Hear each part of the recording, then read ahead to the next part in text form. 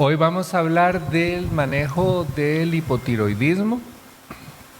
Es la enfermedad endocrina más común, es la enfermedad endocrina realmente más fácil de tratar si conocemos las herramientas y el trabajo diagnóstico que tenemos que hacer. Vamos a ver si encuentro ahí. Esos son mis conflictos de interés. El principal conflicto de interés es para la charla de la tarde, es en relación a los 2 vasos de fresco de frutas que me tomé. Como ustedes pueden ver, yo he trabajado prácticamente para toda la industria en actividades como estas, en temas de diabetes principalmente y tiroides. La tiroides entonces es una glándula endocrina fácil de palpar, pesa alrededor de 20 gramos y tiene la particularidad de que utiliza un elemento traza para hacer la hormona, que es el yodo. De ahí que la sal en Costa Rica esté yodada. Costa Rica, por ser un país montañoso, prácticamente no tiene yodo en los suelos, de ahí la necesidad de yodar la sal. A partir de 1972 que se yoda la sal, de ahí que nosotros no tenemos bocio endémico. La tiroides tiene un lóbulo derecho, un lóbulo izquierdo, unidas por un istmo, y a veces nos queda un remanente del descenso embriológico que es el lóbulo piramidal. En el ultrasonido la vemos desde abajo, tenemos el lóbulo derecho, el lóbulo izquierdo, vean que el esófago está detrás del lóbulo tiroideo izquierdo, de ahí que los nódulos tiroideos izquierdos suelen generar más disfagia y no disfonía. Recordemos que las cuerdas vocales están bastante más arriba, entonces nosotros vemos muchos pacientes con incidentalomas tiroideos que les hicieron el ultrasonido porque tenían disfonía. La estructura de la tiroides es un epitelio cuboide que reviste un lumen de tiroglobulina, en donde tenemos una reserva de unos 3 meses de hormona tiroidea. Esto es lo mismo. Esta es la foto de la lámina, el coloide. Y la regulación de la hormona tiroidea es a través de un eje. Tenemos el hipotálamo que produce la hormona liberadora de tirotropina. La hormona liberadora de tirotropina estimula en la hipófisis anterior o adenohipófisis la liberación de la tirotropina o la hormona estimuladora de la tiroides. La hormona estimuladora de la tiroides estimula a la tiroides para que la tiroides produzca T4 fundamentalmente y un poquitito de T3. La acción principalmente de la T3, que es la hormona activa, inhibe la secreción de TRH y TSH. Tenemos un sensor que capta cuánto T3 tenemos y de acuerdo a la cantidad de T3, así se suprime la liberación de TRH y TSH.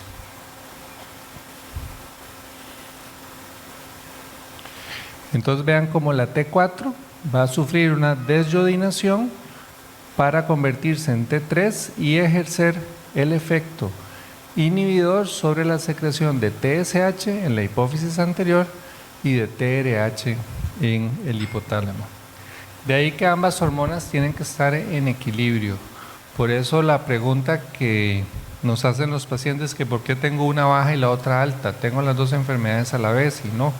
Ese es el equilibrio y es precisamente lo que permite el control de las pruebas tiroideas.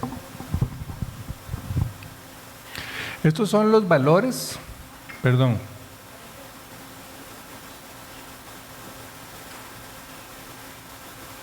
Estos son los valores de la hormona tiroidea, 0.4 a 4 de TSH, el T4 libre de 0.8 a 1.8 y el T3 libre que habitualmente no lo pedimos porque confunde más de lo que ayuda, de 2 a 4.4. El T3 libre tiene cierta utilidad cuando vamos a estudiar a un paciente en quien sospechamos hipertiroidismo.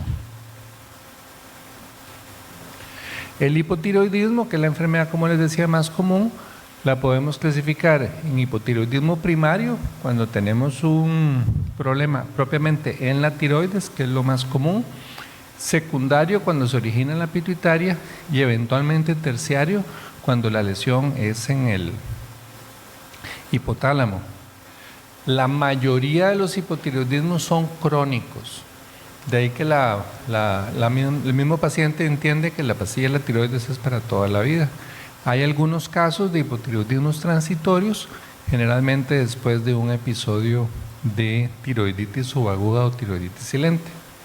Y según los niveles, podemos tener hipotiroidismo subclínico, que es cuando diagnosticamos una elevación del TSH sin que el paciente aún tenga hipotiroidismo manifiesto; e hipotiroidismo clínico o abierto, cuando tenemos niveles de TSH mayores a 10 habitualmente, niveles bajos de T4 libre, y ya el paciente tiene síntomas.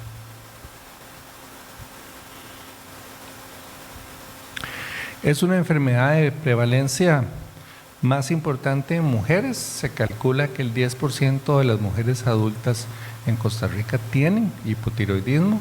En los hombres es menos frecuente y es más común conforme aumenta la edad.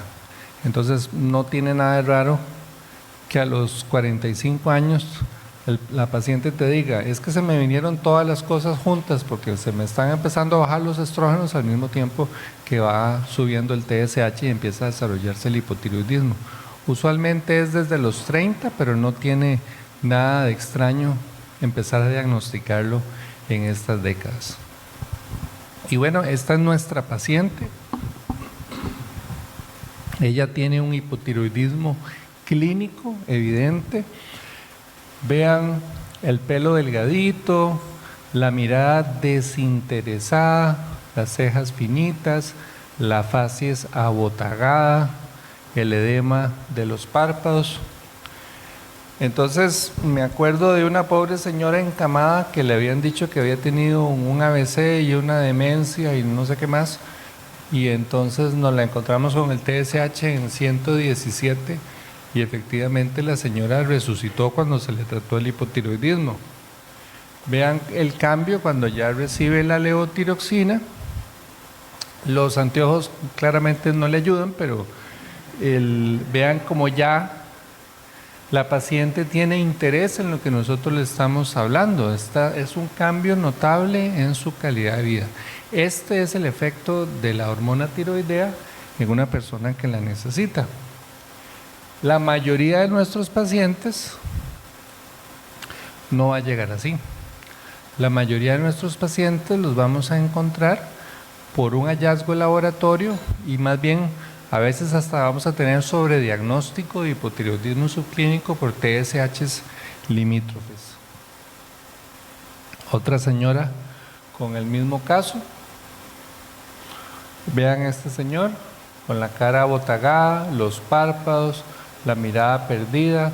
No es cierto que el hipotiroidismo realmente sea una causa de obesidad, es una causa de hinchazón.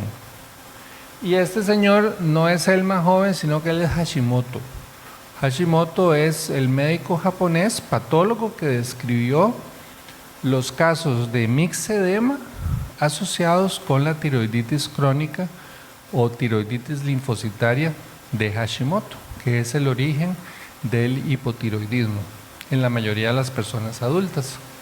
Entonces, en la tiroides, en medio del tejido lleno de folículos, vamos a ver la proliferación de folículos linfoides, que histológicamente es como ver un ganglio linfoide normal. Eso está lleno de linfocitos que, motivados por el anticuerpo antiperoxidasa, van a llegar a infiltrar la tiroides.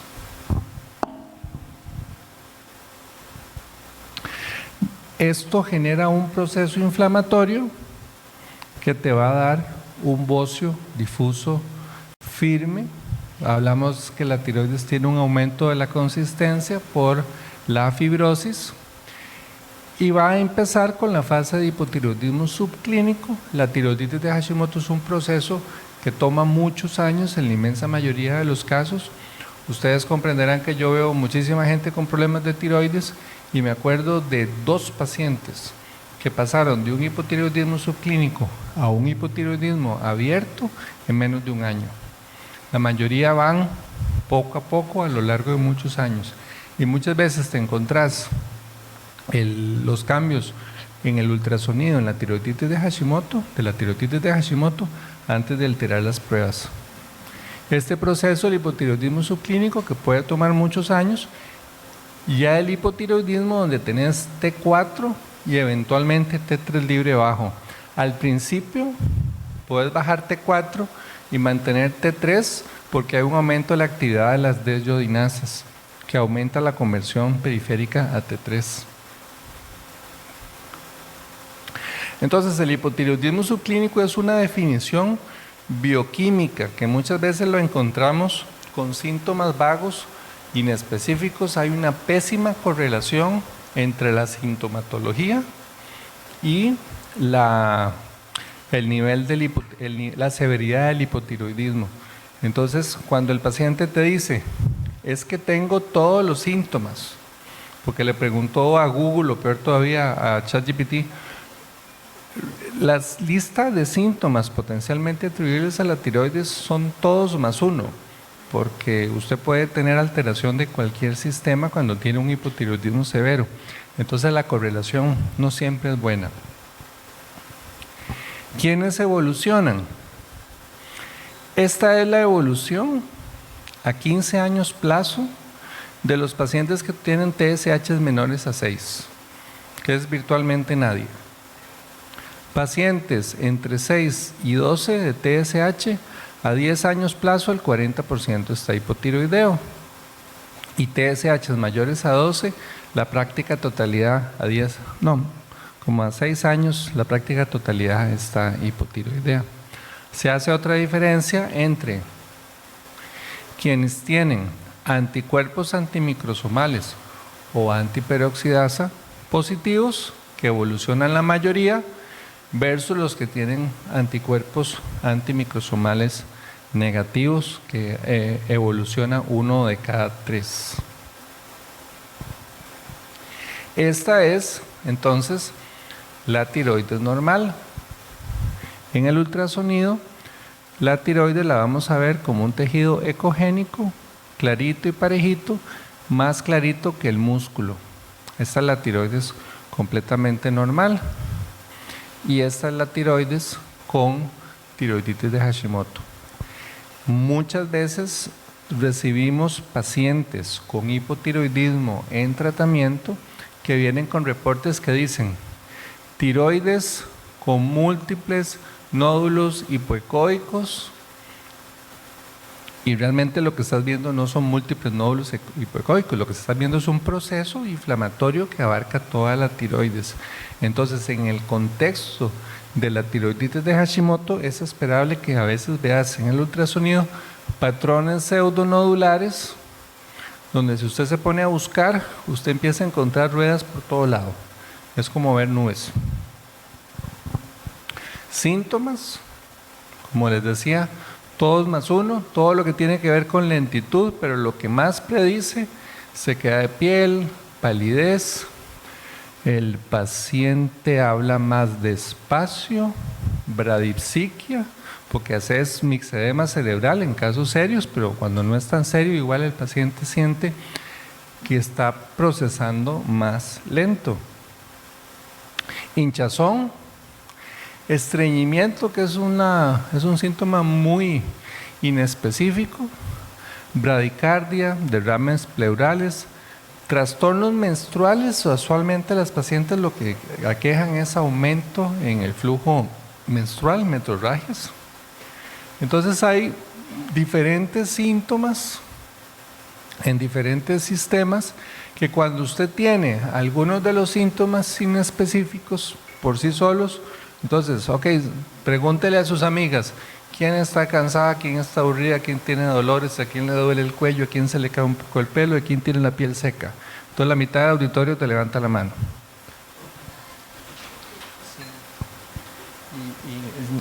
Bueno. Entonces esos síntomas, cuando usted le pregunta al chatbot, dice, seguramente es la tiroides, ¿verdad? De las cosas raras, como llegar a tener galactorrea o llegar a tener psicosis por hipotiroidismo, la galactorrea es porque el TRH estimula la producción de prolactina. Entonces, las listas de síntomas son muy largas. Cuando le preguntamos a Google síntomas de hipotiroidismo, 275 millones de resultados. ¿A qué nos lleva esto? Probablemente estamos haciendo cierto sobrediagnóstico. Y las pacientes tienden a tener el sesgo de confirmación. Le preguntan a Google, ¿ver desenfocado es síntoma de hipotiroidismo? Y encuentran algún foro donde alguien dijo que sí. Y ahí está, internet me lo dijo. Libros para sanar la tiroides. Lo único que sana la tiroides es el Eutirox. La levotiroxina es lo que podría llevar a compensar la hormona tiroidea, pero de todas las ocurrencias de libros con remedios mágicos, con medicina ayurveda, la solución autoinmune, la de la microbiota. ¿Por qué todavía tengo síntomas? Vean la cara de esta señora, porque también muchas personas en esa circunstancia se hacen la prueba de tiroides, entonces la tiroides es la culpable, entonces en lugar de tomarse la escitalopram le siguen echando la culpa a la pobre tiroides y llegan a martirizarme. Un programa de cuerpo y mente para recuperar su salud física y emocional, o sea que la tiroides es la culpa de tus problemas emocionales, no las malas decisiones que tomaste en tu vida. Edema pretibial es un síntoma inusual, un signo inusual, son lesiones inflamatorias en placas que podemos ver en casos avanzados. En casos muy avanzados, pues esto llega a ser muy extremo, eso es por el depósito de mucopolisacáridos. La apnea del sueño, porque se te hinchan los tejidos blandos de la faringe, entonces el paciente es que además de cansancio tienen somnolencia, que es el signo principal de la apnea del sueño. El derrame pleural, que lo puedes ver en casos un poco más extremos. Indicaciones para buscar hipotiroidismo. Estas listas son enormes. Realmente nosotros siento que tenemos una buena conciencia de a quién sospechar hipotiroidismo. La mayoría de los pacientes, como les digo, los encontramos en situación de hipotiroidismo subclínico. Son raros los pacientes que llegan profundamente hipotiroideos que nadie los ha diagnosticado. Y el tratamiento en endocrino es muy fácil. Si a usted le sobra una hormona, se la quitamos, y si le falta una hormona, se la damos. Entonces, el hipotiroidismo es el caso de la sustitución de la hormona con una hormona que es idéntica químicamente, que es la levotiroxina, que debe tomarse en ayunas, con medio vaso de agua por lo menos, al menos media hora antes de desayunar. Porque aunque la nueva formulación de levotiroxina se disuelve mejor, siempre necesitamos por lo menos medio vaso de agua antes de, para que se pueda disolver. Y por lo menos media hora antes del desayuno, porque ahora vamos a ver que las comidas comprometen importantemente la biodisponibilidad de la hormona. Y recuerden que estamos hablando de microgramos, o sea, la cantidad de hormona que hay en esa tabletita, que es farmacéuticamente la producción de la tableta es un reto, porque logran darnos la tableta con 100 microgramos y bueno, ustedes saben que hay disponible en el mercado desde 25 a 200 microgramos de Eutirox si uno quisiera. Muy importante asegurarse del cumplimiento. Las pastillas no funcionan en las personas que no se las toman. La paciente que te dice, se me sube y se me baja la tiroides, hoy amanecí con la tiroides alta y mañana amanecí con la tiroides baja. No, porque la hormona tiroidea dura en la sangre mes y medio, por eso esperamos 6 semanas para volver a repetir el TSH. Si la persona no se toma bien el tratamiento, vamos a introducir un sesgo más. Y en estos casos de se me sube y se me baja la tiroides, pues hay que descartar otras causas. Probablemente necesita subirse la dosis de sertralina.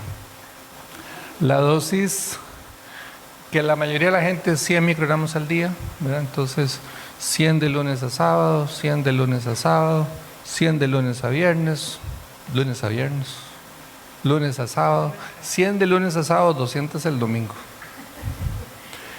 1.6 microgramos por kilo por día, a la mayoría de la gente le da alrededor de 100.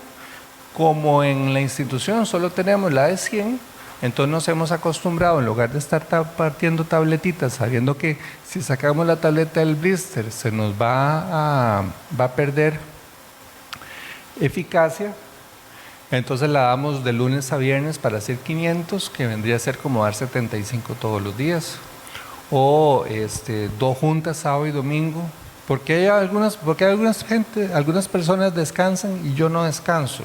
Pues es una forma sencilla de que el paciente no olvide cuáles días no debe tomársela. Si usted le dice no se la tome martes y jueves, pues probablemente martes y jueves son muy parecidos a otros días y es más probable que el paciente lo olvide. Bueno, ancianos y cardiópatas isquémicos, recordar que empezamos con menos dosis, vamos subiendo poco a poco. Acuérdense que la T3 tiene un efecto inotrópico positivo y cronotrópico positivo, entonces eso en el cardiópata no es muy buena idea subirlo rápidamente. Hay que tener, le digo a mi hija, paciencia, porque la resolución de los síntomas puede tomar meses, aunque vos tengas en 6 semanas pruebas normales. Acuérdense que la hormona tiroidea tiene una acción intracelular. Va a ir al núcleo a cambiar la expresión de genes. No es una hormona que actúa en membrana como la insulina, que actúa rápidamente. Entonces, en 6 semanas usted va a tener pruebas normales, pero que todo el trillón de células se dé cuenta que el hipotiroidismo ya pasó, va a tomar un poco de tiempo. ¿Cómo ajustamos la dosis?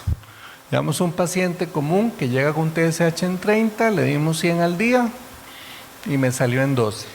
Principal error, casi todo en medicina es, si no se te baja la presión con un enalapril, te doy 2. Aquí no, si yo le subo de 100 a 200, estoy duplicando la cantidad de hormona. Y acuérdense que las hormonas actúan por cantidad. Entonces aumentamos 2 el domingo, o si fuera que la estamos comprando le subimos a 112 o le subimos a 125. A las 6 semanas volvemos a repetir las pruebas y ya tenemos un TSH que está en 7. Entonces le subimos a 2 sábado y domingo para hacer 900 microgramos por semana. Entonces, mis referencias dicen, si TSH es mayor a 4, aumente 1 por semana. Si TSH es menor a 0.4, reduzca 1 por semana. Y generalmente con eso tenemos fácilmente controlado al paciente. Esto es muy importante. Pacientes mayores de 70 años pueden tener TSHs hasta de 8 y ser eutiroideos para su nivel. Los pacientes con síntomas inespecíficos entre 4,5 y 8 mayores, no deberías tratarlos. Incluso gente joven con síntomas inespecíficos tal vez no se van a beneficiar. En el hipotiroidismo subclínico, ¿quién se beneficia? Mujeres embarazadas. La meta en el embarazo es TSH menores a 2 en la mayoría de los casos. Personas con disfunción ovulatoria o en procesos de fertilidad. Esas personas queremos tenerlas con un TSH en menos de 2. Personas con bocio, con quistes tiroideos, un poquito de levotiroxina en hipotiroidismo subclínico les puede reducir el tamaño del bocio o los quistes.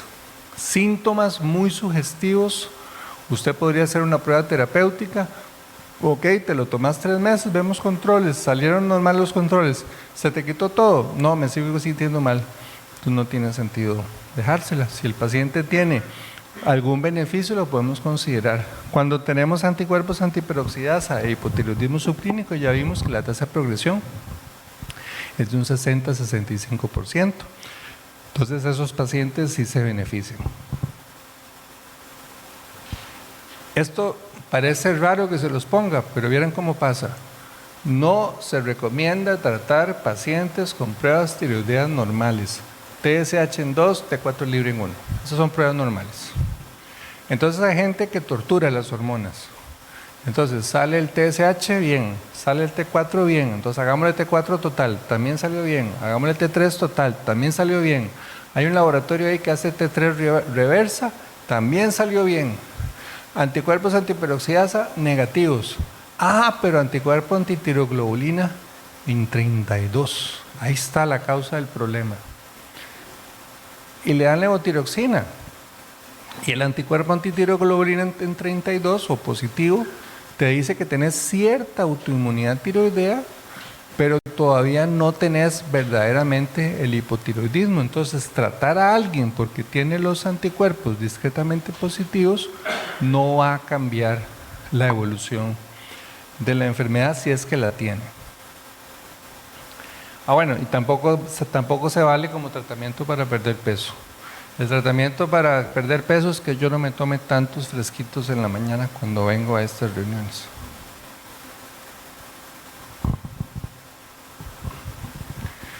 Uno de los intereses de estar aquí es hablar de la nueva formulación de Eutirox. Entonces, antes de entrar en eso, si tienen alguna pregunta sobre lo que llevamos hasta acá de la parte clínica, antes de entrar a la parte un poco más de farmacia.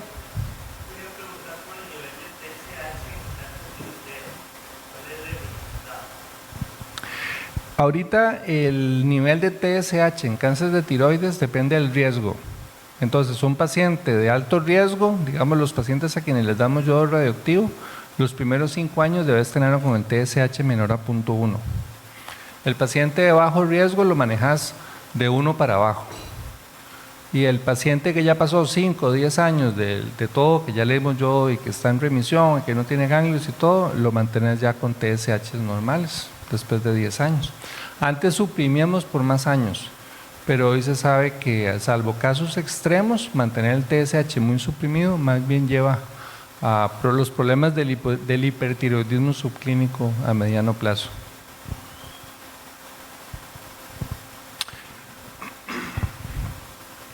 Ok, la levotiroxina se desintegra y disuelve en el estómago, como les dije, con agua. Si no hay agua va a costar más que ese proceso para que luego se pueda absorber en el intestino delgado.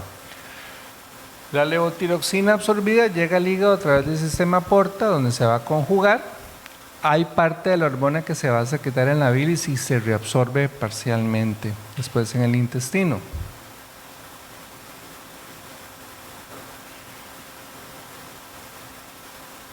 Acuérdense que la hormona tiroidea en un 99.98 y 99.98 suena exageración, pero no, 99.98 de la hormona viaja unida a proteínas. El T4 es la que tiene más afinidad por la proteína, el T3 es 99.8, es 10 veces menos afín, pero aún así sigue siendo muy afín a las proteínas. Por eso la medición de hormonas totales, que ha venido cayendo en desuso, toma en cuenta toda la hormona que está unida a proteínas totales. Entonces, por eso es que las mujeres embarazadas o que toman anticonceptivas que tienen un aumento en las proteínas pueden tener niveles anormalmente altos de hormona tiroidea total, y los pacientes nefrópatas o los pacientes hepatópatas que tienen niveles de proteína bajo pueden tener niveles anormalmente bajos de proteína de hormona total sin tener realmente hipotiroidismo, porque las hormonas libres están normales. La levotiroxina es procesada de forma idéntica al T4 natural. Entonces, como les decía, se absorbe en intestino delgado. La biodisponibilidad es de 0 a 80%, baja a 60% si se toma con alimentos, de ahí la recomendación de no hacerlo. La unión a proteínas, como lo mencionamos, es muy alta, y la vida media es de 7 días para el T4 y entre 1 día y medio para el T3.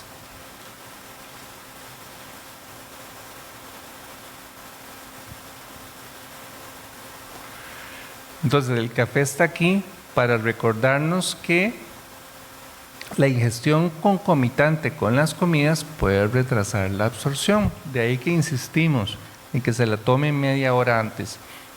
Ahí hay casos. Hay gente que siente cosas raras cuando se toma la levotiroxina. La levotiroxina no tiene efecto inmediato, no tiene efecto agudo, pero hay personas que están genuinamente convencidas de que se toma la levotiroxina y se siente mal. Entonces, aunque no haya una explicación racional, se puede usar la levotiroxina antes del almuerzo, media hora antes del almuerzo. Se puede usar la levotiroxina al acostarse, aunque hay alguna gente que dice que tiene un poquito más de pesadillas, para disminuir esos casos específicos. Y tomamos un control de TSH en 6 semanas para asegurarnos de que lo estamos haciendo bien. Cuando un paciente, por ejemplo, tiene un pH gástrico elevado, por ejemplo porque toma omeprazol, puede ser que eso le aumente el requerimiento de hormona tiroidea, sencillamente porque se absorbe menos. Eso que gracias, yo pensé poner un reloj. Esto es algo que nosotros no tenemos el problema porque afortunadamente en Costa Rica, tanto a nivel institucional como a nivel de farmacia trade, solamente tenemos una marca. ¿Cuál era la marca? Eutirox. Solamente tenemos Eutirox y Eutirox tiene que cumplir la normativa europea en cuanto a calidad de medicamentos. En otras partes de la región tenemos un montón de marcas de levotiroxina y eso va a ser importante por lo que vamos a ver ahora. Esto lo vamos a saltar, ya lo comentamos.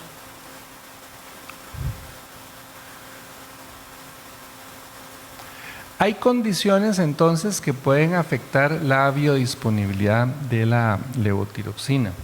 Entonces es importante tomarlo en cuenta. Entonces, por ejemplo, la hormona tiroidea en insuficiencia renal vamos a tener menos conversión a T3, vamos a tener menos unión a proteína. En insuficiencia hepática vamos a tener menos unión a proteína porque tenemos menos proteínas circulantes. Las personas mayores tienen una disminución de la biodisponibilidad como parte de su proceso de envejecimiento. Ciertos trastornos gastrointestinales, por ejemplo la enfermedad celíaca. Entonces los pacientes que tienen enfermedad celíaca necesitan un poquito más de dosis. Entonces cuando usted se enfrenta a un paciente que tiene estas otras comorbilidades, tal vez en lugar de lo que le decimos a la persona hipotiroidea, que solo eso tiene, que te hagas el examen una vez al año, tal vez ahí tenemos que revisar 2 o 3 veces al año la dosis para ir cambiando un poquito más o un poquito menos.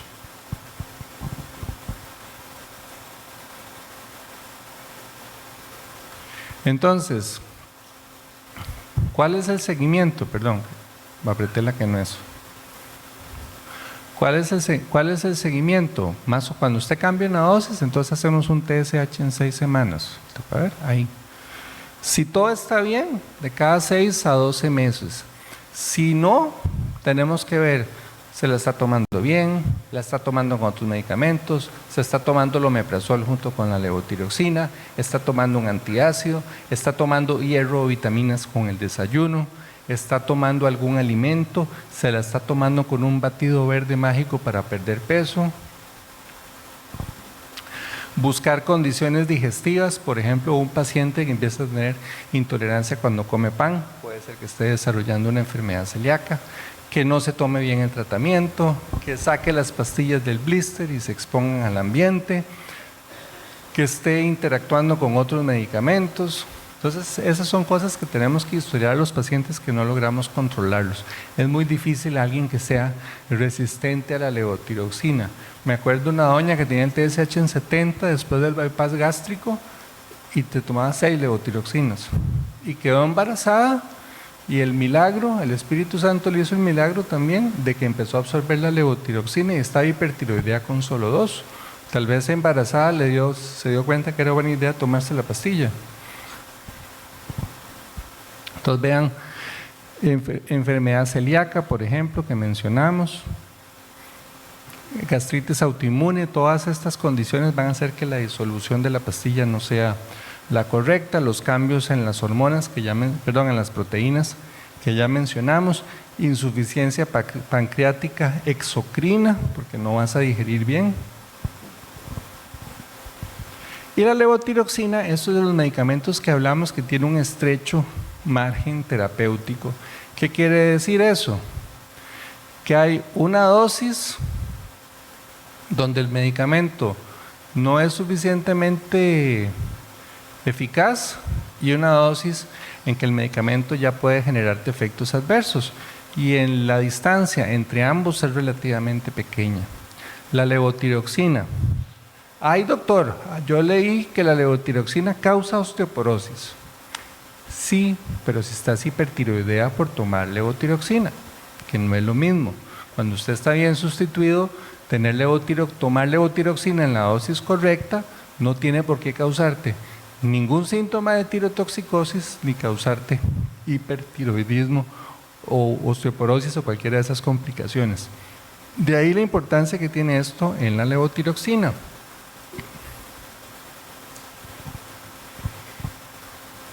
Entonces, esta distancia entre la dosis terapéutica y la dosis potencialmente que nos puede generar efectos adversos en la levotiroxina es muy pequeñita.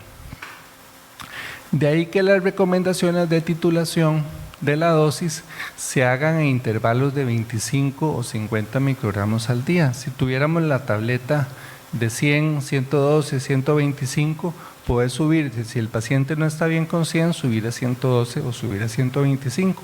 O lo que les decía antes, de pasar de 100 de lunes a domingo a 100 de lunes a sábado y 200 el domingo.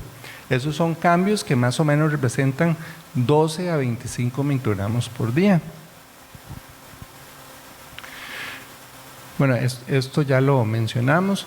Entonces, ¿qué importancia tiene esto? Que la levotiroxina necesita una preparación que permita minimizar las consecuencias de estas pequeñas diferencias en la absorción. De ahí que ahora nosotros vamos a tener disponible la nueva presentación, la nueva formulación de Eutirox. Cuando les llegue el paciente, les va a decir Eutirox NF. ¿A partir de qué mes? Parece que julio. Parece ser que a partir de julio, pero la caja ya lo tiene. Entonces, parece ser que a partir de julio en las farmacias y ya en la caja hay lotes de Eutirox NF, que quiere decir nueva formulación. Esta nueva formulación cambia algunas cosas en la preparación del excipiente de la tableta que va a permitir una mejor absorción. Entonces, ejemplo, primero que es un poquito más estable.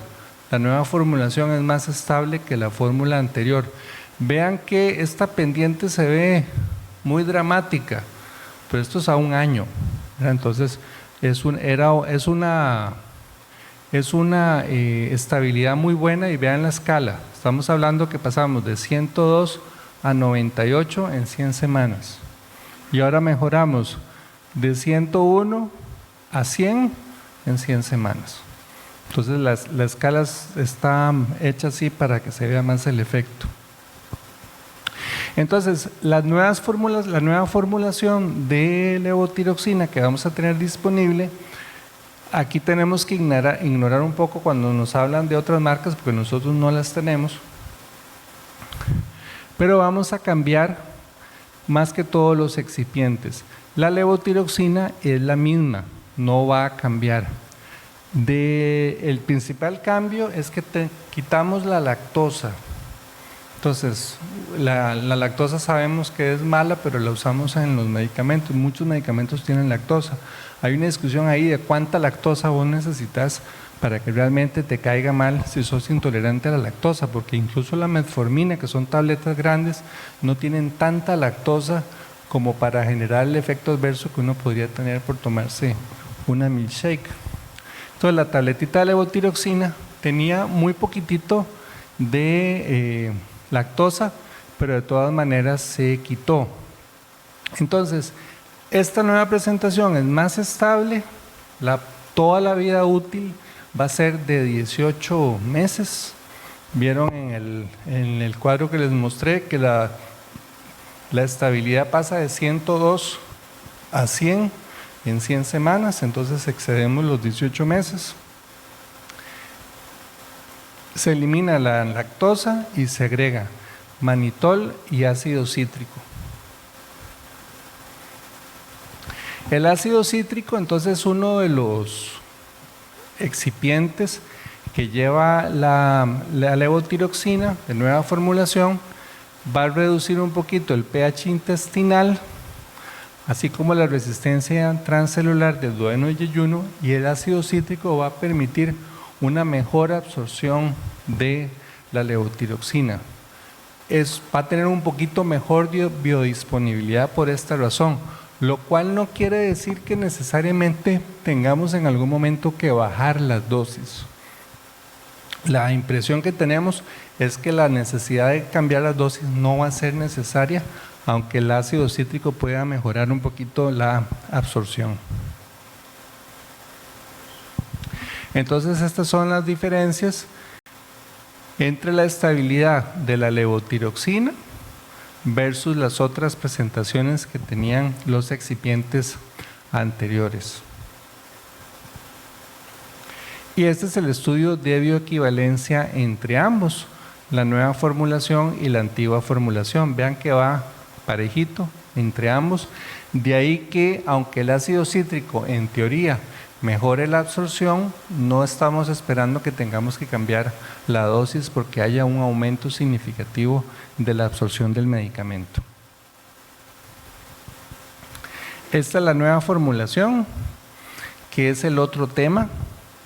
En otras partes hay levotiroxinas que dicen 100, pero el rango demostrado va entre 85 y 115. Entonces, si habíamos hablado de subir la dosis de 100 a 112, en la misma tableta puedes tener 2 ajustes de dosis con otras marcas que no tenemos disponibles. Entonces, como nada puede ser exactamente 100, vean por ejemplo que la tableta de 100 puede ir de 95 a 105 con la formulación anterior. Con la nueva formulación, la tableta de 100 va del 98,5 al 102,5, que no nos va a salir, en ningún momento se está acercando con ninguna de las dos al extremo que les puse antes de la levotiroxina de mala calidad, pero vamos a mejorar también la exactitud de la dosis con la nueva formulación. El reporte de efectos adversos es virtualmente el mismo con ambos.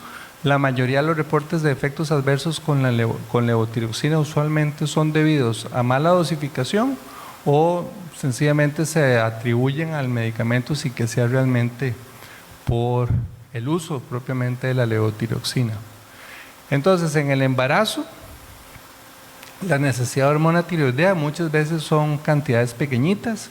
En la infancia, los niños que toman dosis muy pequeñitas, los pacientes cardiópatas que ya vimos que necesitan dosis menores y una dosis exacta es necesaria, los pacientes con cáncer de tiroides, como preguntaba el doctor Campos, que necesitan dosis un poquito mayores, o pacientes con alta sensibilidad a cambios. Entonces, yo tengo pacientes que toman 100 de lunes a sábado y un domingo toman media y otro domingo no toman.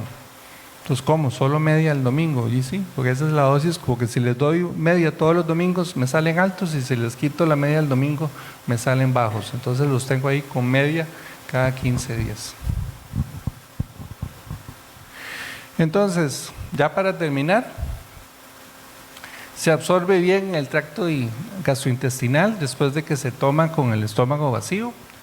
Medicamentos, condiciones intestinales, el embarazo, va a cambiar un poco la absorción del medicamento, acordarse de los suplementos. Señora, ¿usted qué toma? No, yo no tomo nada. ¿Cómo? Ni un suplemento toma. Ah, bueno, sí tomo achaguanda y tomo magnesio y tomo ácido no sé qué y una hoja, que cualquier hoja que te puedan decir, Y esas cosas pueden tener problemas en la absorción de la levotiroxina. Entonces también tenemos que preguntarlo. La adherencia subóptima en tratamiento, típico con medicamentos crónicos.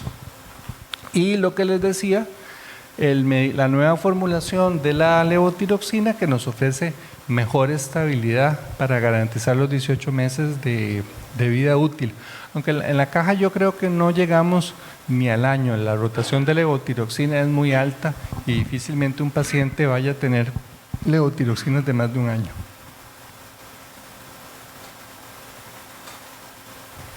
Para la polifarmacia, ahora acordarse que hay diferentes estrategias para mejorar la adherencia. Vean que estos blisters que vienen combinados, que les hacen en farmacias en Francia, no, perdón, esto es canadiense, que les hacen en Canadá. Con la levotiroxina no podemos usarlo del pastillero. Recuerden que hay que sacarlo del blister cuando lo vamos a usar, y por eso se cambiaron del blister ámbar al que es como metalizado, para que no tenga exposición a la luz. La mitad de los medicamentos que se prescriben, los pacientes no se los toman. 40% de los problemas de ingreso a hogares de cuidado es por falta de adherencia de los medicamentos. Entonces el tema de la adherencia es una cosa muy importante en la medicina, de todos los medicamentos que nosotros recetamos, cuántas personas realmente lo están tomando. Esto es cierto con multitud de cosas. De los medicamentos que yo siento que la gente tiene menos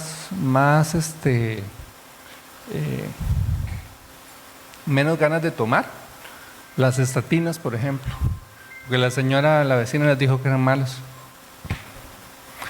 Ok, entonces ya para terminar, la enfermedad endocrina más fácil de tratar, la levotiroxina está fácilmente disponible. Vean que en ningún momento hablamos de T3, del T4 que te tomas se hace la concentración de T3 necesaria para estar bien. Entonces, ningún estudio ha demostrado el beneficio del uso del T3 de forma consistente como para recomendarlo para el tratamiento habitual del hipotiroidismo. Los medicamentos funcionan mejor en los pacientes que se los toman.